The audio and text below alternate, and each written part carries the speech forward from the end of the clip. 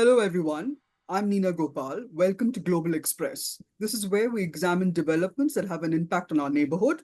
This week, as the American and Russian presidents arrive at what can only be described as a mockery of a ceasefire in Ukraine, and the Palestinians in Gaza and the Houthis in Yemen bear the brunt of Israeli and US ire against Hamas and Iran, we are taking a close look at another development closer home, a further axis of upheaval, so to speak. We're looking at the growing Pakistan-Balochistan confrontation, which begs the question, is Pakistan a train wreck waiting to happen, especially with Balochistan upping the ante and waging open war against Pakistan? And with the rupture of once close ties between Pakistan and the Taliban, the group that the military had nurtured in Afghanistan, will Islamabad, or should we say Rawalpindi, will Army General Headquarters take the battle against the Baloch Liberation Army, not just into Balochistan itself, but across the border into Afghanistan? Does it have the will? Does it have the resources? Does the Pakistan Army have the staying power to do this? And how will Russia and how will Washington react? There are some that say that the US's deep state could be backing the insurgency to ed the Chinese out. But could a raid into Taliban country be part retribution and part application of China, which has not moved on a number of projects, at least 7 projects that are connected to the China-Pakistan economic corridor and Gwadar port after the targeting killings of Chinese engineers? The threatened counter-terrorism operations by Pakistan comes after the daring brazen attack by the BLA on the Jafar Express on March 11th. Pakistan Army soldiers were among the 400 passengers on board that train from Quetta to Peshawar. It now emerges that there was an intel alert. Why did the Pakistan Army ignore that intel alert remains a mystery. But it was caught napping. And a day later, a blast near a bus carrying security personnel as it turned into a village in Balochistan was another shock. And as for the BLA's choice of target, it wasn't the usual police or army checkpost or even Chinese workers. It was the first ever hijack of a train in Pakistan's history, the first time that hostages had been taken. And a day later came the bomb blast as the army truck, as I said, entered a Baloch village. Today, we are looking at the train wreck that epitomizes Pakistan. Its economy is in a shambles. It is still dependent on huge handouts from Beijing, Riyadh, and Abu Dhabi, and of course, Washington. It's hoping to win over Washington now if Trump's new team buy into the new narrative of the Taliban looking the other way as the Baloch conduct cross-border raids and that they actively back the Tehreek-e-Taliban Pakistan and Khyber Pakhtunkhwa, another troubled province. Pakistan's Prime Minister Shehbaz Sharif is headed to Saudi Arabia after convening an emergency all-party meeting on security, in which Balochistan's Chief Minister Sarfaraz Bugti fully backed the Sharif call for a crackdown. Is Prime Minister Sharif attempting to get Riyadh to back him over its plans to attack alleged Baloch hideouts where BLA masterminds shelter in Afghanistan? And why would a Gulf country sign on to this kind of military adventurism when the Pakistan Army has been unable to quell attacks not just in and around the Chinese-built port of Gwadar, but along the coast in Balochistan and the border with Iran and in Bannu, in KPK? The list of atrocities on Baloch young men being killed, their bodies being dumped by the wayside only grows. And the finger pointing doesn't end with Afghanistan. India, in a tired old narrative, is being blamed as well. Talking to us today on whether Pakistan is sitting on a powder keg are our 2 eminent guests. Mr. Razzak Baloch is Secretary General, Baloch American Congress. He belongs to a renowned political family of Balochistan and is a familiar figure and face and voice in Washington and Geneva, where he speaks out against the illegal occupation of Balochistan by Pakistan since March 27, 1948. He advocates a separate state of Balochistan, a secular state where even festivals like Holi continue to be celebrated. Welcome, Mr. Razzak Baloch. And with us is Mr. Avinash Mohananey, a noted expert on Pakistan and Afghanistan. He served in the Intelligence Bureau and was posted to Pakistan and has worked in Jammu and Kashmir as well. He has an unerring ability to predict which way the Pakistan military establishment is going to swing. Welcome, Mr. Mohananey. Thank you, Neena. Thank you. Let me start by quoting Sardar Akhtar Mengel's recent tweet on X. It was a very startling tweet where he says, "There is not a single inch of Balochistan left where the government can claim authority. They have lost this war completely and irreversibly. It is over. We warned them just as those before us warned them. But instead of listening, they mocked us as empty threats." He's talked about the systematic genocide of the Baloch people, and instead of acknowledging their crimes, they shift the blame onto others, he says. He says they have brought Balochistan to the brink of destruction. So, my question, Mr. Razzak Baloch, is how much of what Sardar Akhtar Mengel says is true about the genocide? And what has led to this sudden spike? Why would the BLA, which has thus far only attacked army checkpoints and police ports and Chinese engineers working in Balochistan, to actually hijack a train, take hostages, blow up an army bus? Why now? And the Pakistan army didn't have a clue. Is this a change in tactics by the BLA, Mr. Baloch, or is there something more to this?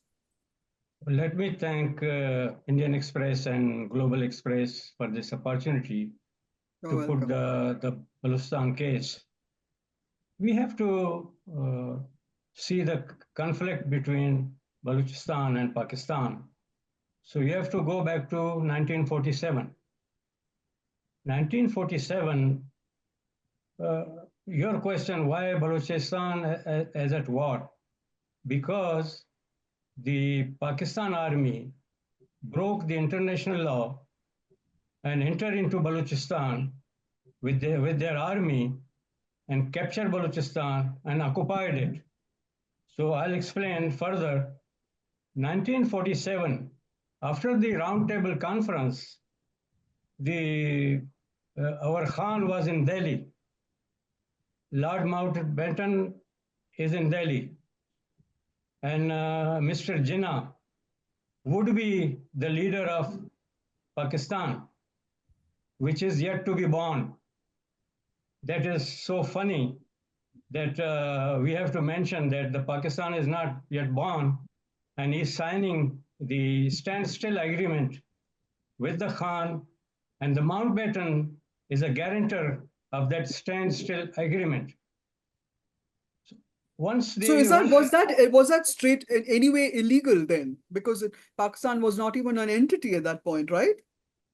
It's not illegal because this is the brainchild of British, and British knew that we were going to make this country and carve out India, and Indian leadership agreed.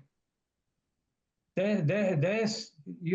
should investigate that why India agreed to partition. So Jinnah became the servant of Queen. He became the Governor General of Pakistan after gaining some control and became a little bit pumped up. And then they forced our Khan to merge with Pakistan. You're talking about the Khan of Kalat. Khan of Kalat, yes. Yes. So he forced our Khan of Kalat to merge with Pakistan. So you see, that time, politically, Balochistan is a very advanced place. We have the leadership, we have the parliament, and Khan took the case to the parliament of Balochistan. And the Balochistan parliament said, we are not going to merge with this newly born religious country. We're not going to merge with that. I see.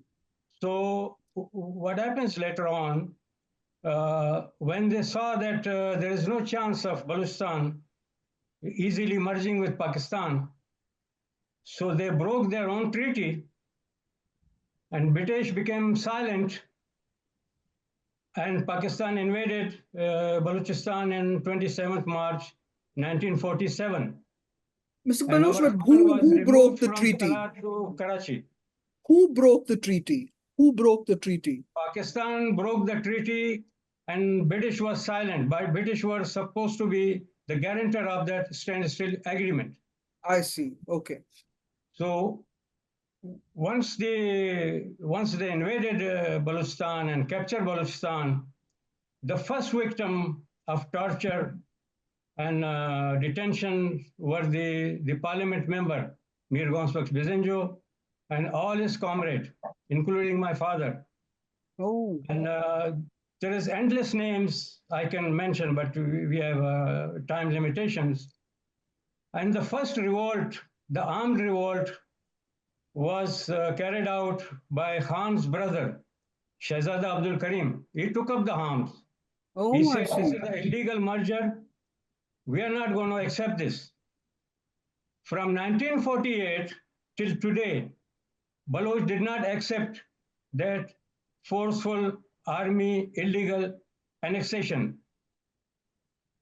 From that day, But at the same time, so if I may interrupt for a second? I mean, there have been people who have played along with the Pakistan government. I mean, there are multiple leaders who have become, heads of Balochistan, chief ministers, so on and so forth, who have played along with what the Pakistan army and the Pakistan government wanted. Isn't that also correct? once you are in the jail, so Hmm. you have to eat. Yes. Whatever your jailer is going to give you have to eat that because Yeah. there was no other support. And the army did have the immunity to kill Baloch, torture Baloch, and the outside world was silent. And the United Nations was just reborn. Yeah. So who's going to listen to Baloch? So Correct. Baloch Correct. had to eat whatever the jailer is going to give. Yeah. So if I can just go to Mr. Mohananey for a second, Mr. Mohananey, could you tell us, I mean, the question that I asked right in the beginning, why is it that this Baloch Liberation Army has turned this low intensity conflict? I mean, granted, it had the highest number of attacks, terror attacks in 2024, but it now looks like a full blown, full scale insurgency, a war, literally, by Balochistan against Pakistan. I mean, there's footage apparently of gunmen roaming the streets in Turbat. There are highways being blocked in Kalat. Apparently, there have been overnight attacks on Pakistani soldiers. And I may yeah, add just please, one thing. yes, yes, of I may course, add one thing, sir. After that, I will explain what Pakistan did with Balochistan and how we reached here. sure. So I will explain this later on. So please, yeah, go ahead. Mr. Molani, if you Yeah, could take that up. yeah. Actually, this low intensity conflict was continuing for long. And particularly, it picked up after the assassination of Nawab Akbar Bugti in 2006 by Mm, Musharraf. And the way Musharraf described it, that he would not know what had hit him. So that's true. it was Brutal. very demeaning kind of attitude that the military leadership that time said. Thereafter, it has been simmering with ups and downs gradually, but it is becoming more pronounced because of a number of people that have been picked up in the enforced disappearances. The Yes. number runs into about 5,000, and when within the leaders who worked for the Baloch rights, within the parameters of the Pakistan constitution, or within the broad, I would say, the polity of Pakistan, they also find that they can't handle it because they are ignored. They are even are not allowed to speak in National Assembly. That is why Sardar Akhtar Mengal also resigned. Now, He all did. those leaders are gradually becoming irrelevant because the youth say that you told us that we'll be working within the constitution framework. It is not happening. Second is that the economic deprivation is only aggravating Hmm. everything.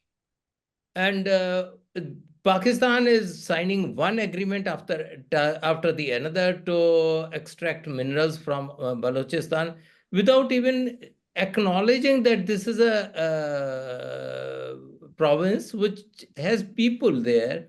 They need even drinking water. The Gwadar has a beautiful port and airport, but there is no drinking water supply to the people of Gwadar. All the fishes have been caught by the Chinese trawlers and taken to China. Oh my So, gosh. how is it possible? The normal livelihood of a sea coast community is fishing. They would go fishing, they will eat some fish and sell some fish. So it is not only the violence that is one aspect of the problem that we are witnessing now, but it is also the protests. You see, Gwadar Hak Do Tahrik in Gwadar. It Yeah, continued for more than 1 year. It has been continuing with yeah. totally army turning a deaf ear to it, the Shahbaz government turning a deaf ear to it. So increasing anger, building up gradually, gradually, gradually, it is now has escalated to this level. Uh, Now another reason also could be that the government in Afghanistan has changed after Mm-hmm. August 2021. So now the Baloch separatists could easily travel to that side. There were earlier also they were finding some safe refuge there. So now it is become a bit easier. Then the weapons left by the Americans have gone into the hands of largely with the TTP, Mm-hmm. Taliban Pakistan, Afghan Taliban, and some even have found way in Kashmir, in Jammu and Kashmir through the Pakistan ISI route, and some may have also fallen in the hands of Baloch. But the problem is not the weapons, the safe, if there are safe weapons, I don't know. But the real problem is that the grievances are growing. The Yeah. Baloch students are treated, discriminated against in the universities across Pakistan. The moment they come to know that he's a Baloch, then there are sarcastic remarks to them. So it's they come back to their province, they don't get a job, they don't get further education. Look how the army reacted. The only functioning university, Balochistan University, has been shut down day before yesterday. Oh, oh, I So see. this is how the army chief's hard approach to the people. No, but So it must be creating so much grief and and leaving a huge hole in everybody's hearts in Balochistan. So Razzak Baloch, you've spoken about it. You've even, as part of your human rights group, you've made your concerns about what is happening to the people in Balochistan public. Does anyone heed what you say in Geneva and Washington? Is there someone who's listening? You see, our struggle is uh, two part. One is the peaceful means of telling the civilized world that Pakistan is not a civilized country. Mm. So you have to listen to us and make sure that Pakistan is a signatory to United Nations charters to be a civilized country, but they are acting otherwise. They are picking our children, torturing them, throwing them into this thing on the roadside. Our leaders are tortured. Just imagine the BNM leader was thrown from the Ghulam Ahmad was thrown from the helicopters. So what is the enmity Balochistan is feeding you? Whatever is happening today, they want to torture Balochistan so that the Balochistan bow down, so they have a free hand to loot and plunder our wealth with the criminal Chinese army and Chinese government. So they are both partners in crime in our land. Our struggle is to tell the Washington and Geneva that open up your eyes. So we What about want the attacks that were launched by your very brave women? I mean, you had Marang Baloch leading a protest, and you had another, killing of, outright killing of women who protested. Didn't that attract some attention in August when it happened? there's a breaking news that Marang Baloch right and Beaver Baloch was picked up yesterday because I they had a see. press conference they had a press conference to highlight the atrocities. Mohananey Baloch's father was picked up, tortured, and killed. That's right. Tamizin Baloch, her father is a doctor. And he was a government doctor, and he was picked up, and till today, nobody knows where he is. So, what is the enmity? Balochistan is feeding you. That is the problem of Balochistan. Now we decided not to feed them. So that is the reaction of this occupation army that we're going to kill you, we're going to torture you, and the world is silent. And the United Nations is silent. So that's why we are knocking the doors. Our leader, Dr. Tarachand Baloch, was Yeah, a I minister. wanted to bring that up. I wanted to bring that up. That letter that Mr. Tarachand Baloch wrote to the United Nations Secretary General is a very interesting letter because he's basically asked for intervention. Is it the first kind of letter that has ever been written to the UN, or have there been a series of, is this one of many? We have a lot of other Baloch organizations have reached United Nations. But the problem is Pakistan is a mercenary army. Even United Nations use this mercenary army to send them as a peacekeeping force. So that's why they keep a blind eye and keep play deaf. So our struggle is to knock the doors. And I don't know, maybe in future we need that kind of help to reach to those avenues so that they will start listening to us. That is the Have you had a response, Mr. Baloch, from the UN to Mr. Tarachand Baloch's letter?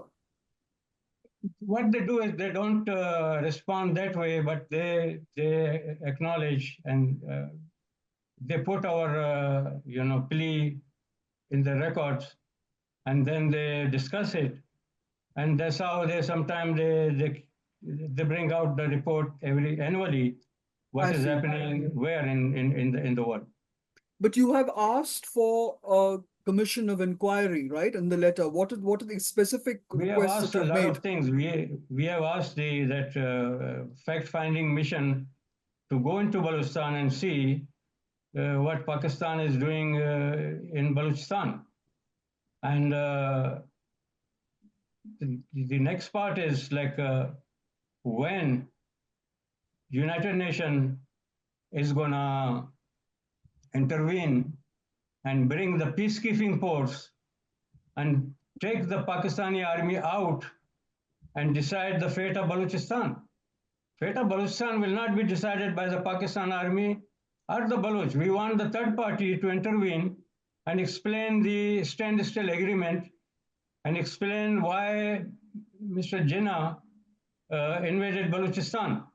Mm-hmm. And then you see all the atrocities, kill and dump.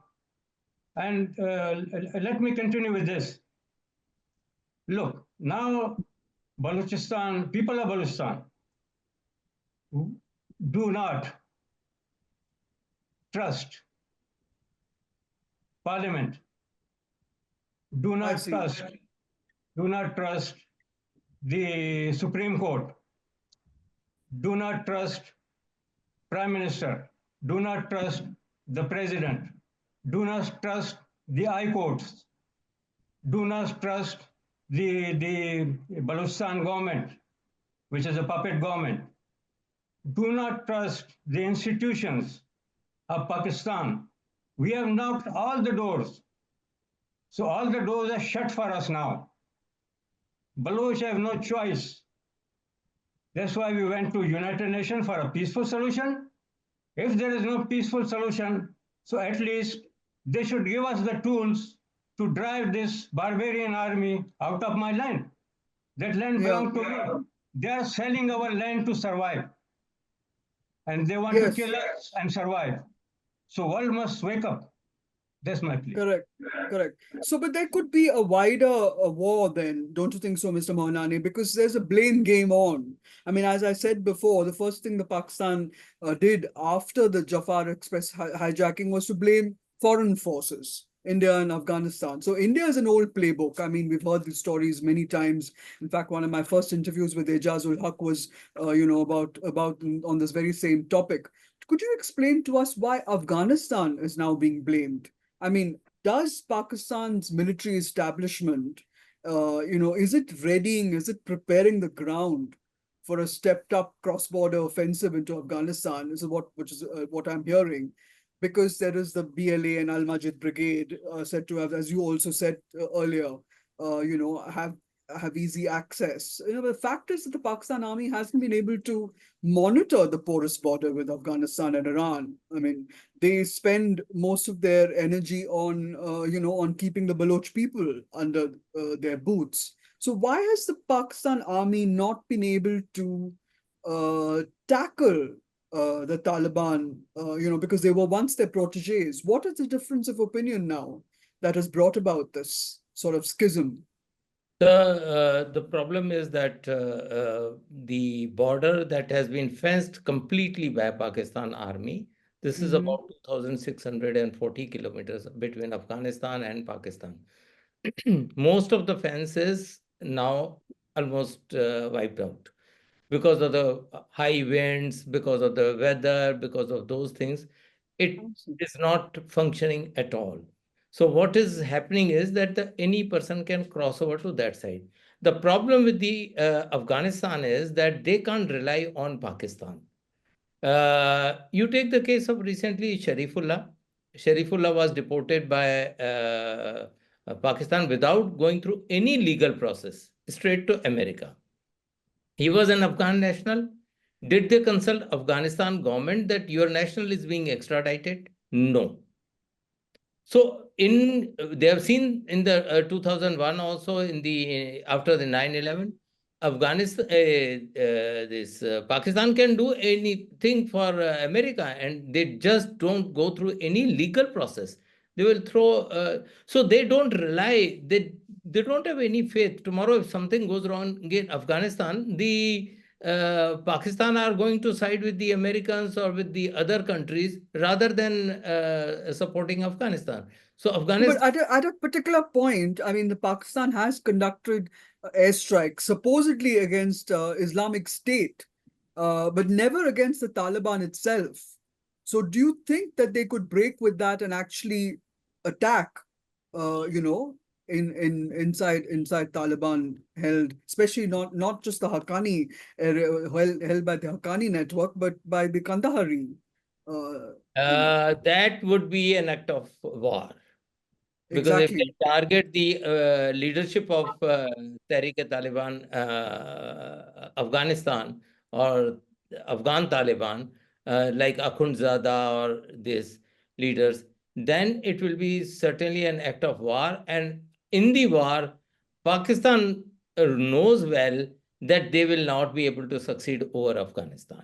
They can go inside, they can capture area, but the history shows us that sooner or later they will be suffering casualties and they have to leave. So that's ruled out. The only thing that they propagate, I would not say that it's a sensible option, that will target the hideouts of Baloch separatists and hideouts of Tehrik-e-Taliban Pakistan. Do you think that they will be waiting for Pakistan army to strike? Nobody. It's just a symbolism that we went inside, attacked, and in turn, what they are going to do is kill some families or women, children. Nobody is waiting there for Pakistan to come and strike them. Then there is another theory that being talked about is the hot pursuit, that the Yes. Pakistan army will go for a hot pursuit. The Baloch separatists were holding the train for 36 hours. When did army intervene? If they can't even touch them for 24 hours or so, how they can pursue them in the hot pursuit? There is absolutely no chance. So this is a threat being used. They may carry out some strikes, but it's not going to end the conflict. It's only going to aggravate the regional conflict. And That's a good point. more they target Taliban, the more irreconcilable will be the both position of the both the countries. And that is going to harm Pakistan more than Afghanistan. Because as such, Afghanistan is in a very bad shape. But Pakistan will lose economically, will lose militarily, and will lose in all other respects. That's a very good point. If I can come back to you, Mr. Razzak Baloch, when we could go back to the fact that you had Marang Baloch, attracting this huge crowds and holding these protests. Is there anybody else other than that who actually attracts and can actually be a force to gather this kind of opposition together? Because it right now looks to me as if Balochistan doesn't have a face, so to speak, who can sort of energize. These are, separate, isolated acts of, attacks on the Pakistan army. Does it need somebody? Does it need, let's say, the Khan of Kalat? I mean, would he be open to becoming the voice of this kind of an uprising? You see, we welcome anybody who can spearhead the uprising in Balochistan. And today you see the young men have taken up the arms and block the train and blow up the buses of army. This is because of the uprising of the leaders of Balochistan. So this is adding up. What happens later on, all we need is, we don't have that kind of support to make an uprising and drive them out, as my friend pointed out. You see, you mentioned Akhtar Mangal. Akhtar Mangal is the biggest political party of Balochistan. That's right. And he said, I'm not going to sit in the assembly. So this assembly is useless. So for us, all the institutions of Pakistan are useless. So that's why our young men are picked up, tortured, and killed. So young men have decided to, why not join the armed resistance so that we can teach them a lesson. So it's not going to be easy for Pakistan after these two incidents to do more, atrocities and things like that. Just imagine army chief goes to parliament and lecture the parliament. What a shame. And he says, is our survival depends on Balochistan. So our wealth, you want to loot our wealth and you want to survive. What about us? That land belongs to us. We are less in numbers, but we're going to teach you a lesson you will never forget. You are the same army raised by British, used in Balochistan before 1947. So now they are using Pashtuns. My request to the Pashtun leaders, you are also sufferer. Just get out of this army. Let the Punjabi army come to Balochistan. That's what I was going to ask. Isn't the Pakistan army dominated by recruiting? The recruitment is basically from Punjab. It also has a huge number of Pashtuns. Yeah, they're trying to, all the dirty work they want to take out from the Pashtun army men. There was one Pashtun army man, he said, I killed 12 people, I tortured so many people, and next day he was killed. Just imagine. So there is a divide. Is there a divide in Pakistani society also? Because I mean, the hatred that the Balochis have towards the Baloch people have towards the Punjab-dominated army extends to the Pashtuns too? You see, they recruit from Pashtun belt also, and they use them. What they are doing there. They want the dead bodies go to Pashtun area, so that we have enmity with Pashtuns. We have a centuries old relations with Pashtuns. Our Khan have relations with the royal family of Afghanistan. So we are we don't have any problem.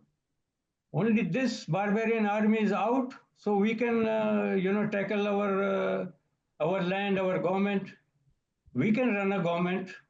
We have everything. We don't need Pakistan. Pakistan need us. So Pakistan is an artificial country and a failed country. So world must recognize that as soon as United Nations is going to take up our case and make a peaceful resolution, use your mandate to drive the Pakistan army out, so we have a peaceful land and we don't have any problem. The problem is the Punjabi army is trying to control. We are just talking about Balochistan, but they are looting and plundering the wealth of Sindh, the wealth of Pashtunistan, the wealth of Kashmir, which is a small part. Let me tell Pakistanis, where is your map? 1947, the Jinnah created Pakistan. Go look your map. Go look your map. You don't have any shame. Go look your map. There is no Kashmir. There's no Gilgit-Baltistan. There's no Balochistan. So enjoy your buffalo and your Punjab. We have no problem with that. So If I can just bring you in, Mr. Mohananey, you know, I remember covering the assassination of Nawab Akbar Bukti, and when he was forced to take refuge in the caves and so on. But you know, the point is, at that point in time, you know, if no one came to the support of Nawab Akbar Bukti, you know, there was a worldwide condemnation of this, of the assassination, but nothing else happened. But now you see there is a lot of questions that are being raised about the activities, as you both said, about the Pakistan army. But there are also questions about, Gulf countries like Saudi Arabia and the United Arab Emirates, which have traditionally supported Pakistan, for a long, long time. Now Pakistan is wooing them to come in as investors in Balochistan's huge, gold and copper reserves. Canada as well. I mean, it's got Balochistan apparently has got $8 trillion huge, reserves of gold and copper. So, is Pakistan? Obviously, it's quite obvious from what you both have said that Pakistan is using its mineral wealth as a kind of a ruse, a kind of a carrot to pull off a deal with the Gulf countries. But do you see this actually going forward? Because only right now there's only talk about it, and the Chinese, with the way that the BLA is attacking the Chinese are being run out of Balochistan. Many say that it could be the US which is actually encouraging this, but how far that is true, I would love to hear from you. But I mean, where is it going to go? What is it that can actually, bring this to some kind of a closure? Such situations don't come to a closure so easily, first thing.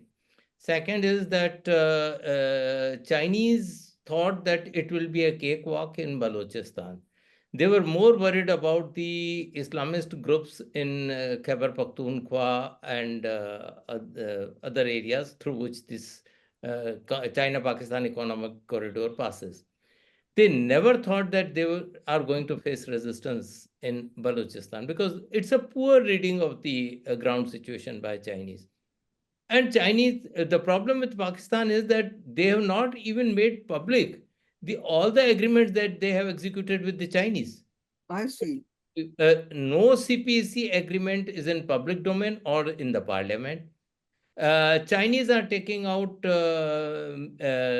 ore from Sandak project, which is largely copper, but also has gold and maybe some minerals, other rare earth minerals, and taking the slurry direct to China for smelting. I see. So it's such an opaque arrangement that nobody knows. And the problem is that if the share goes partly to the Balochistan, it goes to the people who are ruling Balochistan, who are the army stooges all army stooges. Do you know that every MLA post was auctioned for between 40 to 50 crore Pakistan rupees? My gosh. This was the rate that time. A person landing up at 7th or 8th place was also declared elected. Now, how this money is going to be recovered and prepare for the next election? So the corruption level is huge, massive. And this comes from the resources of Balochistan and the cross-border smuggling between Iran and Balochistan. And if the Chinese move away and they are replaced with UAE or Saudi Arabia or whoever it is, it would not be easy for them as well. In fact, China's relationship with Pakistan is not just based on CPEC, it also is about how much arms and ammunition. There is an undersea, submarines, and there are all kinds of arms deals that have been reached with Pakistan. And Gwadar itself would pose a huge, I suppose, question mark over, right now Dubai dominates the Arabian Gulf, and if Gwadar does come into operation, I don't think that will go down very well in the Gulf countries either. True, true. Because and it affects Chabahar in Iran as well. So I think there are lots of vested interests that do not want Gwadar to be a fully functioning port and airport A fully functioning port and airport controlled by China. controlled by China. Yes, Yes, absolutely. there are many countries who would not like this to happen. And now the problem is that China has spent about $60 billion. And one thing, and number two, this project, CPEC, is the flagship project of the bigger project, Belt and Road Initiative. That's right. So if CPEC fails, and China is exposed every day, if those contracts and all those things are exposed every day, the other countries also would be wary of joining the BRI or allowing Chinese investment to come to their country. So So, here you have Pakistan battling an insurgency right in the heart of its country in Balochistan, which is getting worse and worse, and it is now having a porous that's unable to monitor its porous border along Khyber Pakhtunkhwa as well. yes, Would it not be opportune for Pakistan to actually reach out to India instead of, I mean, I know Delhi doesn't see any merit in talking to Islamabad after the many promises that have been made and not kept. But what do you believe, Mr. Razzak Baloch? Do you think that, Pakistan could at some point could see that the futility of pursuing this fight against the Baloch people? I mean, they haven't seen it for the last 80 years, but I mean, and there is trouble in Kalat where people have been attacked, and Kuzdar, and so do you see the leadership in Pakistan actually being able to prevail over the army, or is that a very foolish thought on my part? Let me thank you very much for mentioning Gwadar. That is the turning point for the Chinese and Pakistanis. World is not going to tolerate the naval base in Gwadar. And let me tell you, the Chabar is also Balochistan. Yes. Chabar is Oh, also really? That's a So, reach. correct. So, Chabar is also Balochistan and Gwadar is also Balochistan. So, what happens is we want to reach out to Western world. If you want to kick out Chinese, you have to support our movement. I don't That's a know very good point. why America and the Indians are sleeping and the Chinese intruding and Chinese using my gold to suppress me. Chinese using all these Politburo members are millionaires or billionaires because of the gold of Balochistan. all these army generals, the millionaires and billionaires, because of the gold of Balochistan. Now they are trying to bring the another operation, military operation in Balochistan, approved by these dummy parliament. And how you gonna counter that? So what we need is we need the world support so that the Chinese intruding into Balochistan must be stopped. And we want the Chinese and Pakistanis to be kicked out of Balochistan so Yeah. that we can use our resources for ourselves. And you mentioned Akhtar Mangal, and you see, he was a chief minister of Balochistan when they did the nuclear blast. Yes. Jagai. And my leader, Tarachand Baloch, also was in that cabinet at that time, 1997. 98, they did the blast, and Akhtar Mangal reacted to that. And his government was, Dismissed. dismantled, and all his colleagues were forced to join the other group. And that's how Tarachan Baloch has to leave Balochistan and come take asylum in Refuge. America. Oh, I see. Now we are Very struggling interesting. from here and trying to tell the world that enough is enough. How much dead bodies you want to see? We don't want to. We are beautiful people. You see, if you see our land, we have Christians, we have uh, Hindus, we have Sikhs. Let me tell You you, guys celebrated Holi. You when they guys attacked, celebrated Holi. yeah, when they attacked Nawab Akbar Khan Bukti, Mm. you know what happened? They attacked with the cannons and all those, weapons they used. They destroyed the mandir. They destroyed the temple. And a lot of Hindus were killed also over there. And Sikhs were killed. So, and I don't understand why the world is silent to this barbarian army. And So now have you they want to try started, to have go you back again. started Mr. Razzak Baloch, have you started any kind of outreach, any kind of back channel talks with the present Trump administration, which has got two very senior people, including their Secretary of State and their National Security Advisor, who have been part of the anti-Pakistan, sort of caucus, so to speak. Okay, Have you reached out to them? yeah, Tarachand Baloch is from Republican Party, and he's trying to reach them, and we are getting good signals. Hopefully, we're gonna explain to them that Tarachand Baloch even offered Trump administration. He wrote a letter to Trump, and he told Trump that if you want rare mineral earth, you want gold, so you help us to get rid of this Pakistan So this is a and China. transactional arrangement, which appeals to And the we're transactional gonna president. give you fivefold. If you spend 5 billion, we're gonna give you 25 billion. This is our promise. And he's a businessman.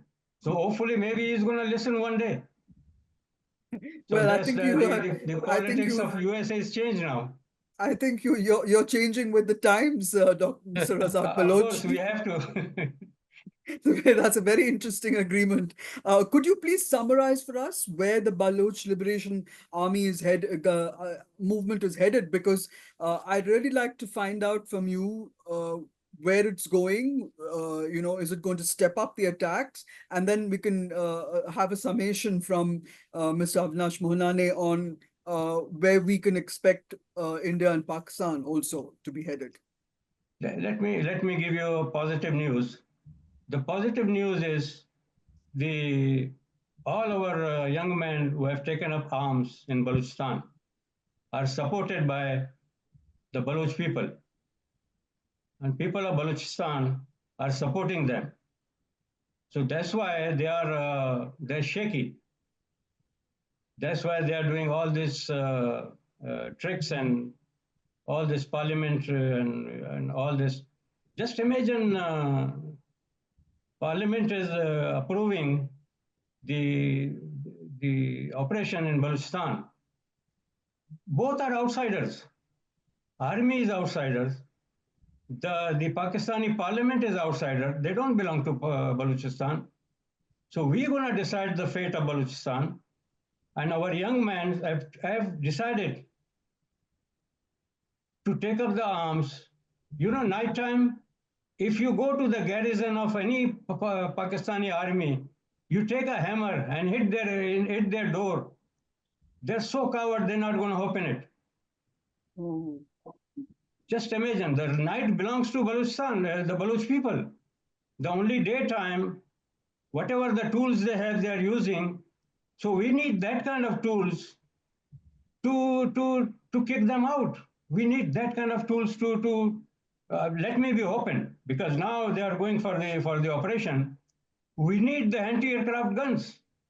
We need to shoot down their helicopters. We need to shoot down their planes. We need the weapons to take out their tanks. We need that kind of support. And I guarantee you, they're not even gonna stay for 1 month if we get that kind of support. Anyway, I'm running out of time We completely, are, but our men are sacrificing their life for their land, motherland. And Pakistani army, they are running away. They're resigning and running away. They are abandoning their posts and running away. There used to be a lot of checkposts and a lot of garrison control. Where is the border? Army is not at the border. Army is the population, controlling the population of Balochistan. All these garrisons they have made to control the Quetta cantonment, the Khuzdar cantonment. All their posts they made. They have, have taken thousands of our men. These are all torture centers. The Quetta cantonment, the Khuzdar cantonment, all those garrisons they have made. These are the torture centers. Let the United Nations and go and investigate. yes, Why and they- that is actually that's 16 exactly what is needed. It needs the UN to come in for a pause to happen, maybe to start the steps to create an autonomous state, maybe before moving any further, and give Baloch remove, people the yeah, freedom to operate. remove the army and see. United Nations have the mandate. Look at South Sudan. Look at East Timor. You have the mandate to intervene. If you intervene, the bloodshed is going to stop now. We don't want to kill anybody, and we don't want our young men to be killed also. They Yeah, should be yeah, in the universities. They should be scientists. They should be a part of the society. They have taken absolutely. arms to the mountains, and we Yeah. see world must help us. Yeah. Can I just go back to end with Mr. Mohananey, because I mean the fact is that Balochistan is at a very crucial Pakistan also is at a very crucial position in its one of the biggest challenges that it's ever faced in its since it's came into being in 47. What are we going to, should India, which has got very interesting, good relations now with Taliban, and has always had a very sort of given a year to the Balochi people. What should we do? What should Delhi do? That is the problem that Pakistan highlights, that India is getting cozy with the Taliban and targeting us through Balochistan and through Khyber Pakhtunkhwa. So right now, look, the attitude of the Pakistan army is not either congenial for the people of Balochistan or for Afghanistan or for India. So any kind of reconciliation between Pakistan army and Pakistan and Afghanistan doesn't seem to be happening now. And India is, of course, another category that the Pakistan army would continue to target. So I don't see any reconciliation happening. The issue is that the army chief called for a hard approach. how much hard it would be, because as such, it is hard in Balochistan, it is hard in Khyber Pakhtunkhwa. And as Mr. Razzak said, the evening, Balochistan and 6 or 7 districts of southern Khyber Pakhtunkhwa, there is absolutely no deployment of security agencies or security forces. The checkposts, if there are any, are erected by the TTP in those areas, and they collect money also. They stop people, they question them. So it's a fear that is completely dominating the Balochistan and the Khyber, some areas of Khyber Pakhtunkhwa for Pakistan Army. And some parts of Pakistan occupied Kashmir as well are up in arms. Yeah, but so I don't see any reconciliation. If they go for further hardening of the approach, so then it will be more antagonistic towards Baloch people, more antagonistic towards the Afghanistan and towards India also. Okay, so Because we have having to said in public that these are the three who are going to be at the receiving end, so we are at the receiving end. Yeah, we'll have to end it there unless you want to throw in one last comment, Mr. Razzak Baloch. My request to my people of Balochistan, don't lose hope. And we are fighting a war of survival. So help your young men who have taken up arms. That is the only thing, because our Sardar Ataullah Khan Mangal said, they understand the language of, they talk with the barrel of the gun, the Pakistan Army, they understand the barrel of the gun. So they understand the language of guns. And Khairbakhsh Mari said, we cannot live with this Pakistan. As long as Pakistan exists, Balochistan is going to be the most sufferer. So we have to get rid of this Pakistan. It's an artificial country. And we hope that the British gonna reconsider their mistakes, and the India is gonna take up with British the wound given by the British to India and Balochistan. So this is our combined duty to correct these mistakes and get rid of this, religious jihadi army from my land. Our land is beautiful land. And once we have it, I really going to invite you to visit there. Thank you. Thank you very much. Thank you very much. Let's hope this bleeding wound that Balochistan is at the moment will be staunched, and that there will be some kind of compensation, some kind of peace, a pause that is coming our way. Thank you very much, Mr. Razzak Baloch, for coming on the show. And thank you so much, Mr. Avinash Mohananey, for all your very, very insightful comments. It was an education for me. Thank you, viewers, for watching Global Express. Please click on the New Indian Express website and share. Thank you.